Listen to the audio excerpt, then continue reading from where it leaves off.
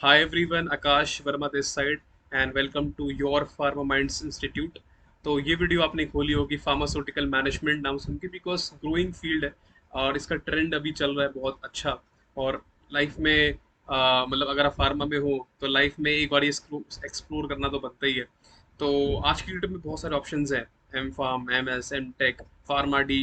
हम pharma D पे भी वीडियो लेंगे फ्यूचर में, लेकिन आज हम बात करने वाले फार्मास्यूटिकल मैनेजमेंट पे। तो ये मैंने वीडियो शूट करी कल, और रात भर मैं सोचता रहा इस बारे में कि एक रिस्पॉन्सिबिलिटी मेरी तरफ से बनती है, being a senior, being a teacher, कि मैं आपको बीइंग अ गाइड आपको बताऊं। दो चीज़ें बहुत इंपॉर्टेंट है कि हम जब पहली बात ये कि जब हम कंपनी ज्वाइन करते हैं तो कंपनीज आती हैं 15 लाख, 20 लाख, 25 लाख, 5 लाख, 7 लाख, 8 लाख, पैसे तो हर जगह है।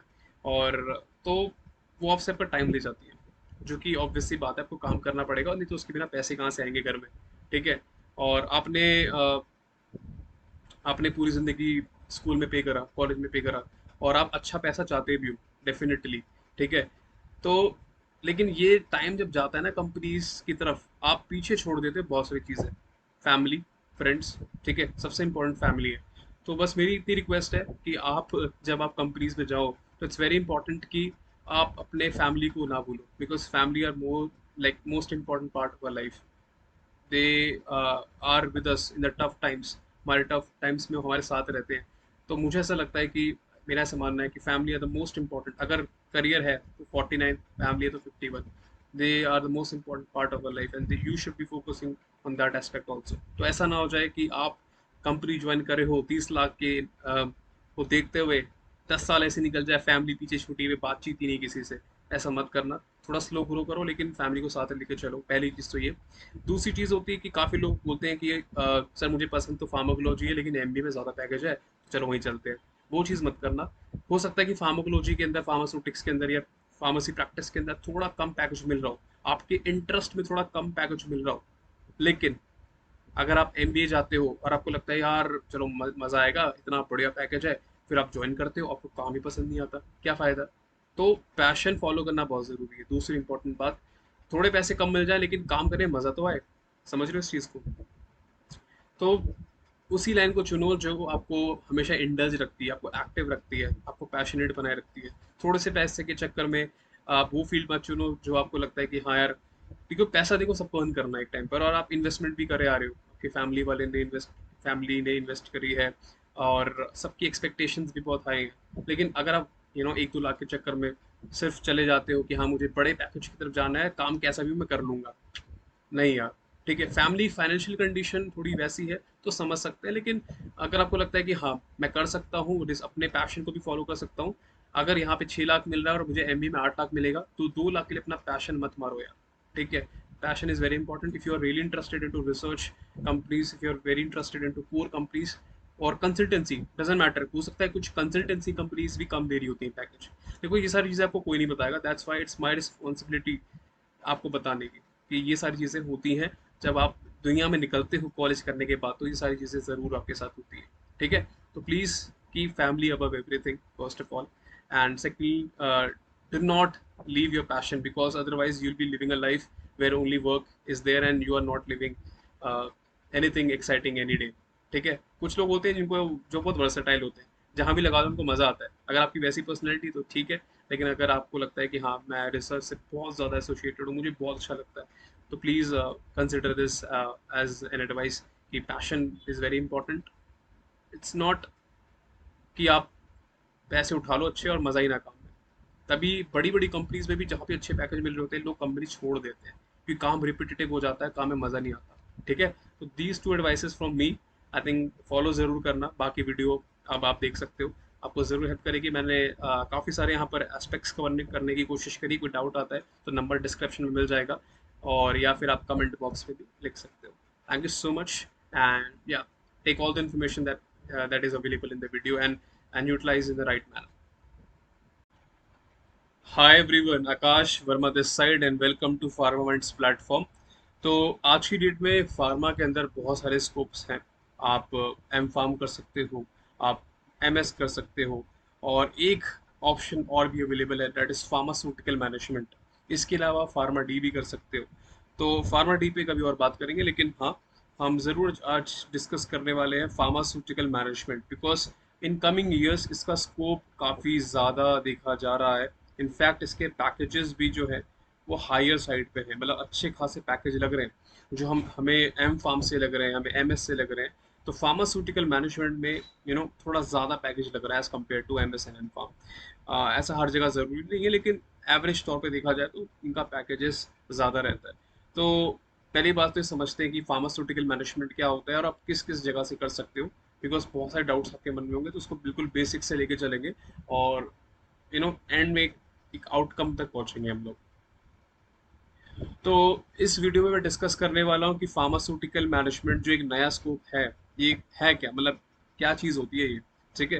फिर core and non core companies के बारे में डिस्कस करेंगे। जो नॉन कोर कंपनीज होती है इसे हम कंसल्टेंसी भी बोलते हैं, कंसल्टेंसी कंपनीज भी बोला जाता है, ठीक है। तो ये क्या होता है ये भी डिस्कस करेंगे।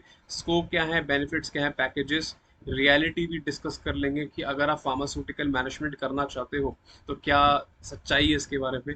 स्किल सेट क्या रिक्वायरमेंट है आपको लगेगा, फेमस कॉलेजेस कौन कौन से हैं, और एम फार्म, एम टेक और एम बी ए के अंदर क्या बेटर ऑप्शन आपके लिए रहेगा।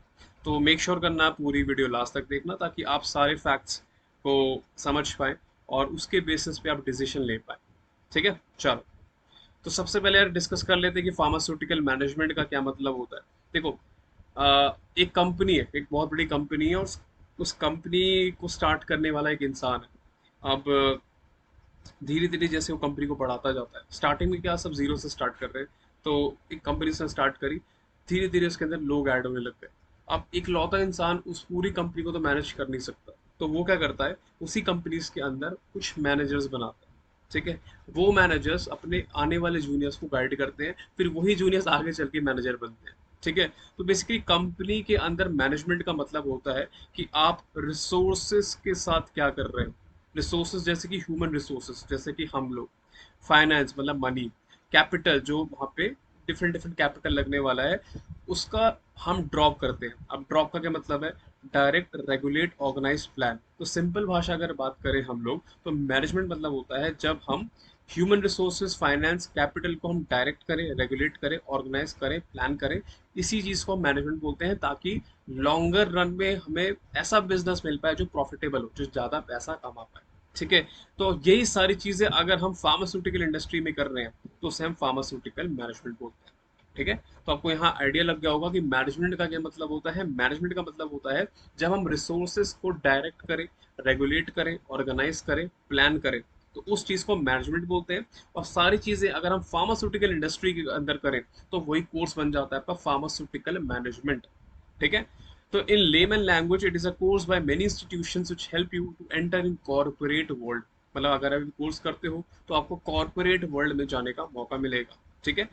और कॉर्पोरेट वर्ल्ड में दो टाइप की कंपनीज होती हैं, कोर एंड नॉन कोर। तो उस पर हम डिस्कस करते हैं आगे कि कोर और नॉन कोर कंपनीज क्या होता है। तो आई थिंक इस वीडियो के अंदर मैंने काफ़ी डिटेल में सारी चीज़ें बताई हुई हैं, तो उसको डिस्कस हम कर लेते हैं। पहले डिफरेंसेस देख लेते हैं। तो प्रोडक्ट डेवलपमेंट, आप सब फार्मा के हो, आपको पता है कि हमारे यहाँ फॉर्मुलेशन डेवलप की जाती है, जैसे कि टैबलेट, कैप्सूल, एरोसोल, पेरेंटल्स।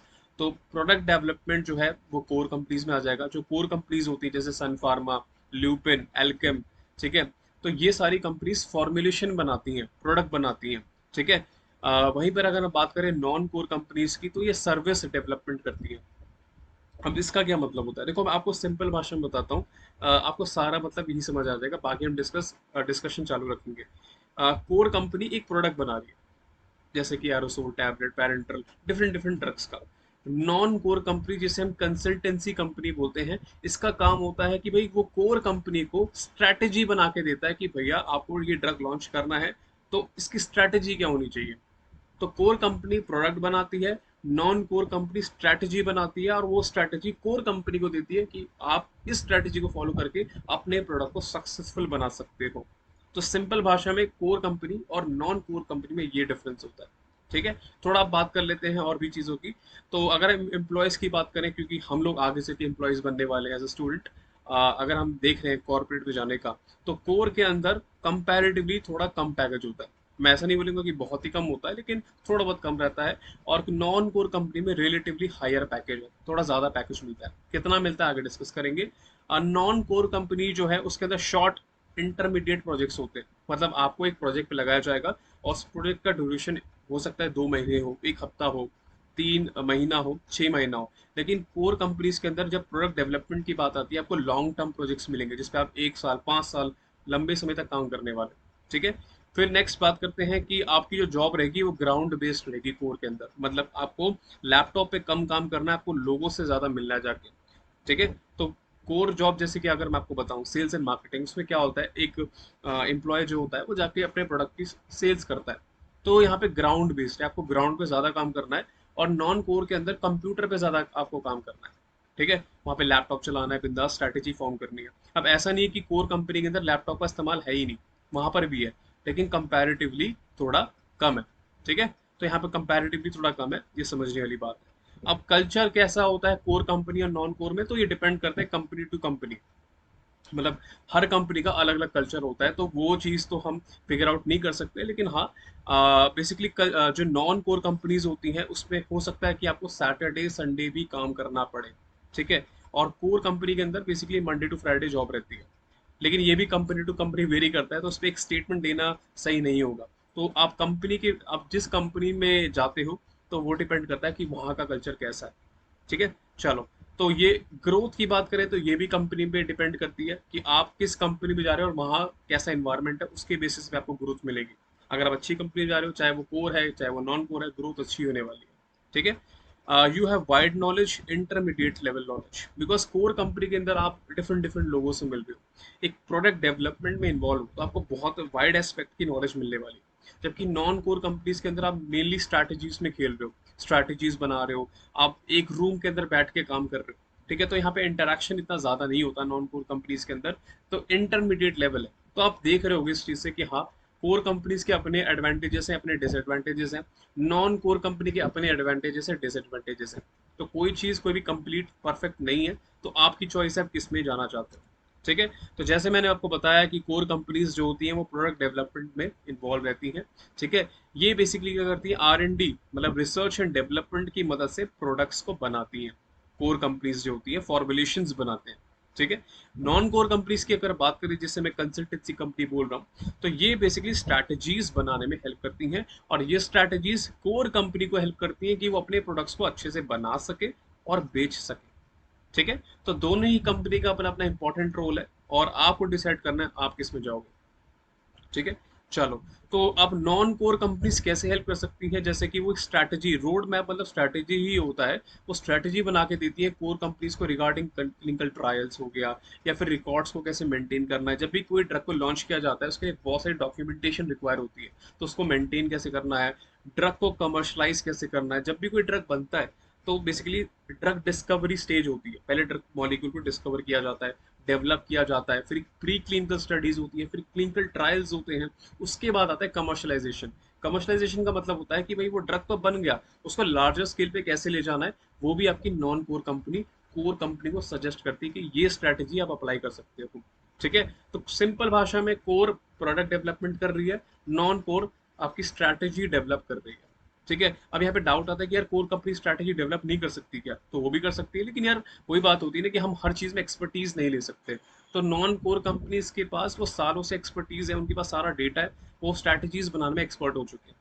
ठीक है। चलो, तो यहाँ पर हम थोड़ा डिस्कशन कर लेते हैं कि यार core company non core company बहुत सुन लिया हमने, अब इनके अंदर आती कौन कौन सी कंपनीज है। इसके अलावा अनलिमिटेड नंबर ऑफ कंपनीज है, लाइक बहुत सारी कंपनीज आपको मिल जाएंगी, लेकिन मेन मेन कंपनीज का नाम देख लेते हैं। तो कोर में लुपिन है, Cipla, Sun Pharma, Alkem, Sentiss, Glenmark, GSK, Pfizer, Merck, Roche and doctor Reddy. ठीक है। तो ये सारी कंपनीज आती हैं। कुछ कंपनीज जो यहाँ पर लिखी हुई हैं, इनमें कुछ कंपनीज का खुद का नॉन कोर सेटअप भी अवेलेबल है। ठीक है। तो उनको पता है यार कि हमें भी अपना खुद से काम करना चाहिए, हम बार बार दूसरी कंपनी के ऊपर डिपेंडेंट नहीं रह सकते। तो ये कंपनीज भी आज की डेट में अपना नॉन कोर एक छोटी कंपनी खोलने की कोशिश कर रही है, जो उनको हेल्प करेगी ग्रो करने में। अगर नॉन कोर कंपनी की बात करें, जैसे एसेंचर, ये आईटी कंपनी है, बेन, जीएस हो गया, ईवाई हो गया, सिनियोस, इन्फोसिस, डब्ल्यूएनएस, फार्मा, कॉग्निजेंट, क्लेरिवेट, एक्सट्रिया। तो ये सारी कंपनीज आती है, इसमें कुछ कंपनीज आईटी कंपनीज भी हैं। तो यहाँ पर सोचने वाली बात ये आती है कि आईटी कंपनीज क्या कर रही है फार्मा के अंदर। देखो जैसे ही कोविड आया सबको पोटेंशियल पता लगा कि फार्मा जो है उसका पोटेंशियल बहुत है। अब बड़ी कंपनीज हैं, पैसा बहुत है, तो उनको लगा कि हम अपना एक लाइफ साइंस डिवीजन खोलते हैं। ठीक है, लाइफ साइंस डिवीजन। अब इस लाइफ साइंस डिवीजन के तहत वो उठा रहे हैं फार्मा के बच्चों को। ठीक है, और इसलिए आईटी कंपनी अब एंटर कर चुकी हैं फार्मा में। तो आप किसी फार्मा कॉलेज में हो, एमबीए कर रहे हो, नाइपर मोहाली की बात करता हूँ मैं, तो नाइपर मोहाली के अंदर बच्चे आ रहे हैं, फार्मा हम कर रहे हैं और आईटी कंपनी उठा के ले जा रही है। तो दोस्त बोलते हैं यार तू तो फार्मा में था, तू इन्फोसिस में क्या कर रहा है, तू बेन में क्या कर रहा है। तो यार रीजन ये है कि कोविड के बाद मेडिकल फील्ड का पोटेंशियल सबको पता लग चुका है, सब इसमें इन्वेस्ट करना चाहते हैं सारी कंपनीज। ठीक है, चलो नेक्स्ट आगे चलते हैं कि बेनिफिट्स क्या हैं, स्कोप्स क्या हैं। तो यार पहली बात कर लेते हैं, पैसा बहुत है। ठीक है, पैसा कोर कंपनीज का पैकेज 5 से 12 है, कंसल्टेंसी का 6 से 28 है। ठीक है, तो पैकेजेस काफ़ी अच्छे हैं। कोर का ऐसा नहीं कि मैंने 12 ही लिखा है तो ये 12 ही रहेगा, आगे आने वाले टाइम में ज़रूर ये बढ़ेगा, और कंसल्टेंसी का भी बढ़ेगा डेफिनेटली। ठीक है, अगर मैं आपको सिंपल एक बात बताऊं तो कोर कंपनीज में कंपैरेटिवली थोड़ा कम पैकेज होता है और कंसल्टेंसी में थोड़ा ज़्यादा रहता है। ठीक है, आपको ग्रेट कनेक्शन, मतलब आप डिफरेंट डिफरेंट इंडस्ट्री में जाओगे जब, तो आपको एक्सपीरियंस लोगों से कनेक्ट करने का मौका मिलेगा, आपका सर्कल बढ़ेगा, तो ये एक अच्छी चीज़ है। साथ ही साथ अपने कम्युनिकेशन स्किल्स और डिफरेंट डिफरेंट स्किल सेट्स को डेवलप कर पाओगे, इन बड़ी कंपनीज में जाके क्रिएट लर्निंग्स ले पाओगे। ठीक है, उसके साथ साथ आप अपनी लाइफ स्टाइल इंप्रूव कर पाओगे। होता है ना कि हम जिस जगह रहते हैं, जैसे लोगों से मिलते हैं, हमारा लाइफ स्टाइल भी इंप्रूव होता है। ठीक है, और हो सकता है कि कुछ कंपनीज इसमें से आपको फॉरेन भेज दे, तो उस केस में लाइफ स्टाइल और इंप्रूव हो सकता है, अगर कंपनी डिमांड करती है कि आपको फॉरेन जाना है। तो काफ़ी सारे बेनिफिट्स हैं इन core and non core companies के।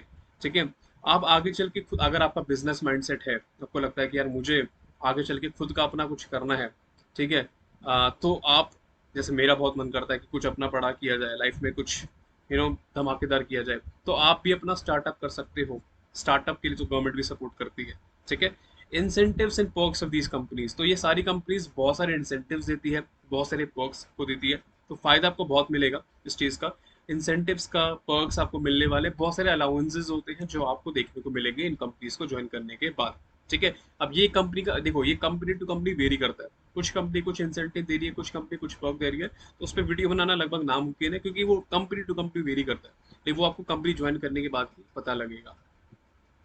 अगर आप अच्छी कंपनी में जाते हो तो आपकी हाई ब्रांड वैल्यू होती है। अच्छा मैं इन्फोसिस से निकला हूँ, अच्छा मैंने बेन में काम किया है, अच्छा मैंने सन फार्मा में काम किया, तो आपकी ब्रांड वैल्यू फार्मा इंडस्ट्री में बहुत बढ़ जाती है। और क्योंकि ब्रांड वैल्यू ज़्यादा है, तो अगर आप कहीं किसी और कंपनी बाई चांस जाते हो, तो भाई सन फार्मा का बंदा आ रहा है, तो भाई इन्फोसिस का बंदा आ रहा है। ठीक है, तो ब्रांड वैल्यू बहुत बढ़ जाती है। अब आते हैं कि रोल्स क्या क्या हो सकते हैं, आपको रोल्स क्या मिलेंगे। तो पहले कोर कंपनीज की अगर हम बात कर लें, तो सेल्स रिप्रेजेंटेटिव बन सकते हो, वही sales marketing. Medical representative same ही चीज़ है, सेल्स एंड मार्केटिंग बन सकते हो। सप्लाई चेन मैनेजर बन सकते हो, product manager, project manager, operation manager. तो डिफरेंट डिफरेंट रोल्स मैंने आपके सामने रखे हैं। अब ये कोर कंपनीज के रूल्स हैं।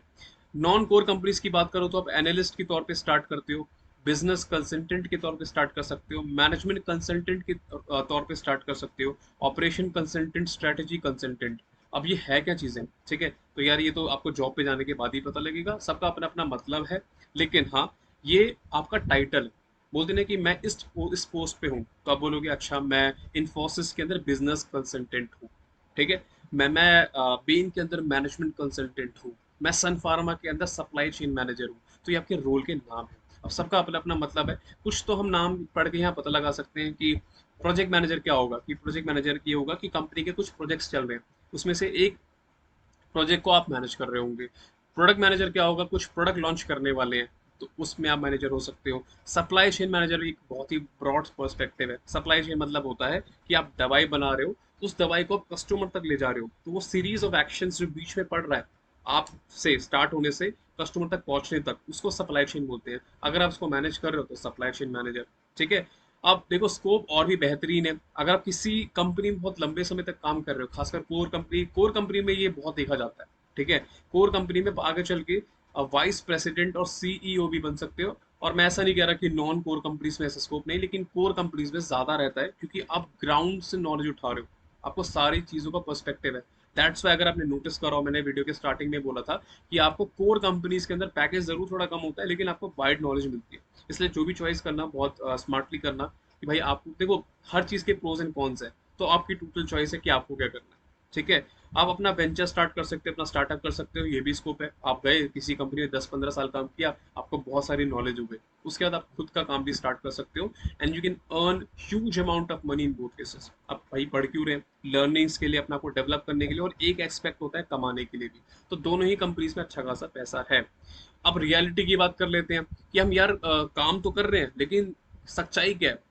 देखो काम आ रहा है, पैसा आ रहा है, लेकिन पैसे के साथ आता है स्ट्रेस। तो कॉर्पोरेट जॉब्स जो होती हैं वो बहुत स्ट्रेसफुल होती हैं, और इनके अंदर हाई एट्रिशन रेट होता है। हाई एट्रिशन रेट क्या होता है, मतलब कि rate of people living their job. मतलब एक कंपनी के अंदर अगर बहुत सारे लोग जॉब छोड़ के जा रहे हैं, तो बोलेंगे वहां का एट्रिशन रेट हाई है। ठीक है, ऐसा क्यों होता है, क्योंकि यार लाइफ में ना सिर्फ पैसा कमाना ही जरूरी नहीं है। आपको लाइफस्टाइल भी अपना देखना है, अपनी फैमिली भी देखनी है, तो उसके पीछे बैलेंस रखना है। कॉर्पोरेट जॉब्स के अंदर वो थोड़ा मुश्किल हो जाता है।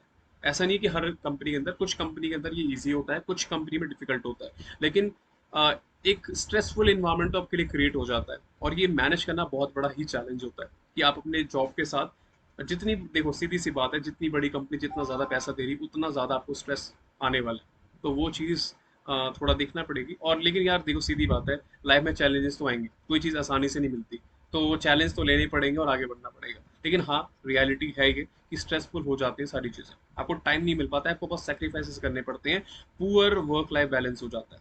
कुछ कुछ कंपनीज में मतलब वैसे तो बोला जाता है कि 9 घंटे ही काम करना, लेकिन आप कुछ कुछ कंपनी में सैटरडे संडे भी काम कर रहे होते हो, जो कि आपका छुट्टी का दिन होता है, तो ये भी एक रियलिटी है। डिटैचमेंट फॉर फैमिली, मतलब काफ़ी लोग होते हैं जो अपने सिटीज़ में रह रहे हैं, लाइक दिल्ली रह रहे हैं, तो दिल्ली से जा रहे हैं वो हैदराबाद, बैंगलोर या मुंबई, तो डिटैचमेंट भी आप फेस करते हो। टाइम नहीं दे पाओगे फैमिली को, आप बहुत कम दे पाओगे, और डिटैचमेंट भी आप फेस करते हो। ठीक है, देखो यार इस वीडियो का मोटो मेरा ये नहीं था कि आपको मैं सिर्फ फायदे फायदे बताऊं, मुझे सारी सच्चाई आपके सामने बतानी थी। ठीक है, तो पैसा भी बहुत है, लेकिन बहुत सारे सेक्रीफाइसेस भी आपको करने पड़ते हैं, और वो ऑब्वियस सी बात है, लाइफ में ये चीज़ें होती ही हैं। ठीक है, अगर हम अपने स्टेट में पढ़ रहे हैं और मास्टर्स करने के लिए कहीं और जा रहे हैं, तो हम काफ़ी सारे सेक्रीफाइसेस कर रहे हैं। तो लाइफ में सेक्रीफाइसेस करने पड़ते हैं, एंड वो हो जाता है। और I think if you are strong enough तो वो करना चाहिए। लेकिन मैं इसके साथ एक आपसे एक चीज़ बोलूँगा कि कोशिश करना कि जब भी आप कॉर्पोरेट ज्वाइन करते हो, फैमिली के साथ हमेशा अटैच रहना, डिटैच मत हो जाना, क्योंकि family is, I feel is the most important part of your life, और वो सबसे इम्पॉर्टेंट है।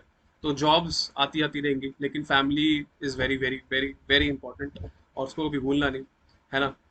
तो कोशिश करना उनके साथ ही रहो, किसी तरह बैलेंस करो। फैमिली को 51 दो, जॉब को 49 दो, मेरा मानना है। बाकी शायद आपका कुछ और हो सकता है, लेकिन family is very very important. Next आगे बढ़ते हैं, मेंटल इश्यूज, तो डिप्रेशन एंजाइटी वगैरह हो सकता है अगर आपको मैनेज नहीं करना आता। क्योंकि हर जगह पॉलिटिक्स होती है, तो कॉर्पोरेट में पॉलिटिक्स होगी, कॉर्पोरेट में भी पॉलिटिक्स होगी, वहाँ का वर्कलोड ज़्यादा होगा, तो आप स्ट्रेस में जा सकते हो, ये सारी चीज़ें हो सकती हैं, ये पार्ट है लाइफ का।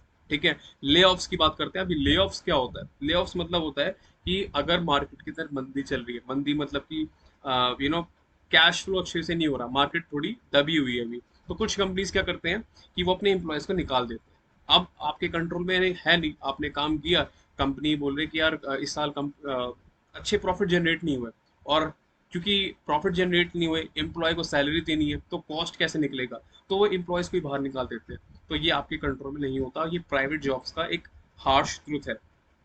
ठीक है, तो ये एक्सेप्ट करना बहुत ज़रूरी है। ले ऑफ्स कभी भी हो सकते हैं, फेसबुक गूगल जैसी कंपनीज ने किया है, अभी गूगल ने भी किया है।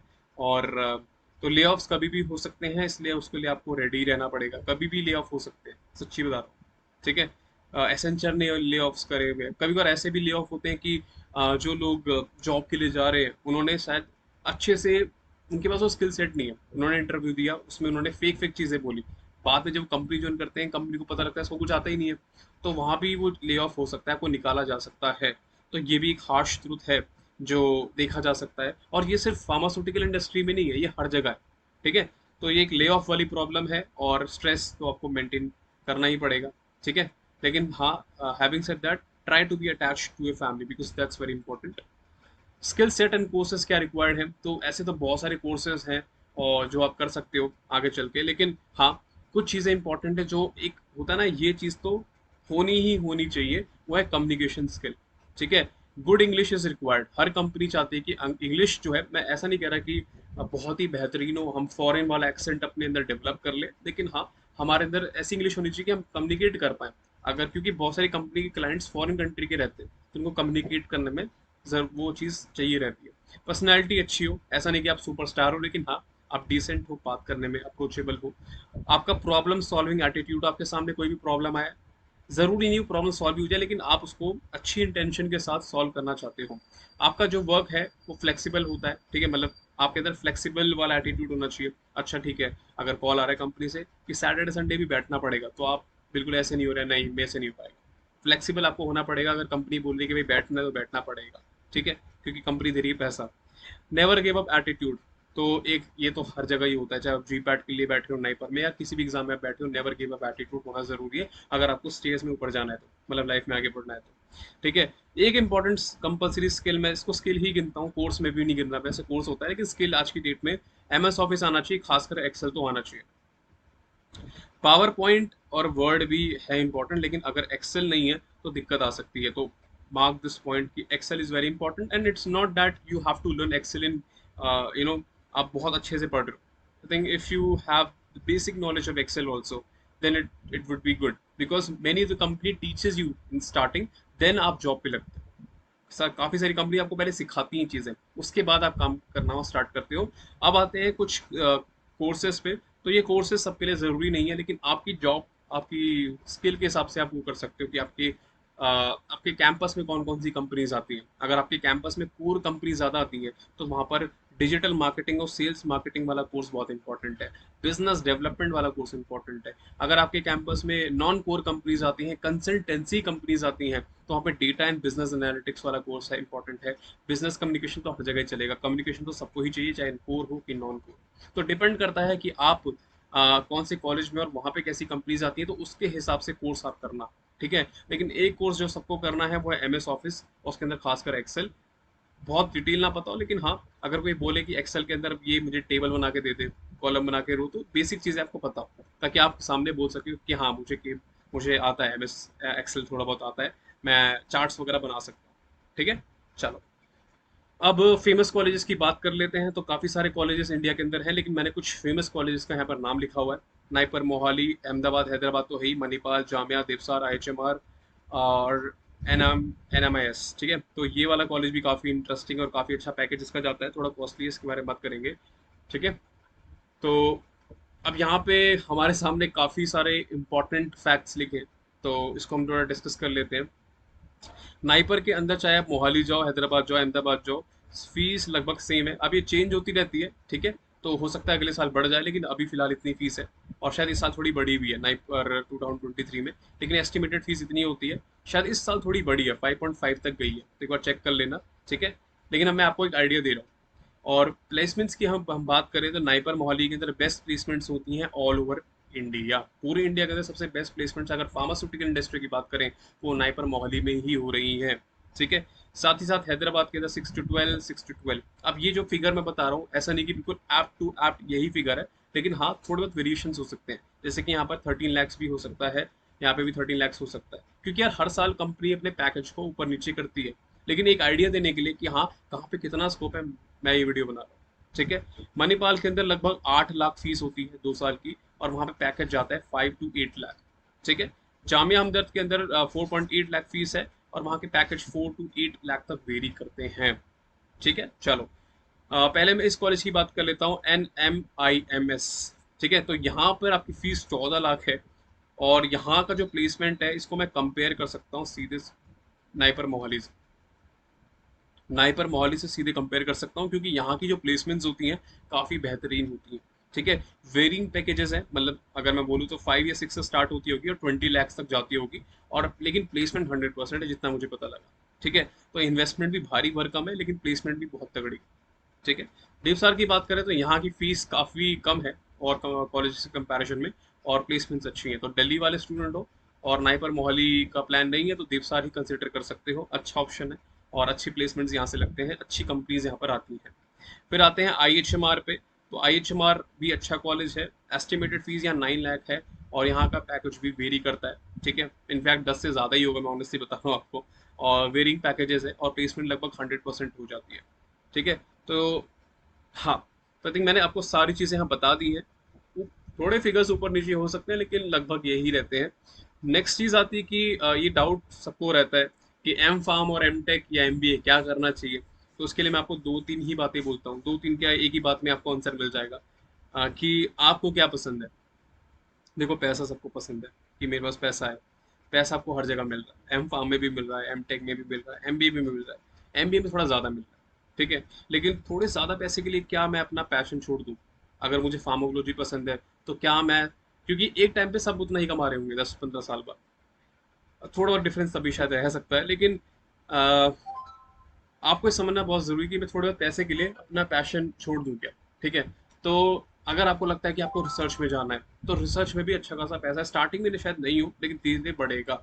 तो it all depends on your choice, ठीक है।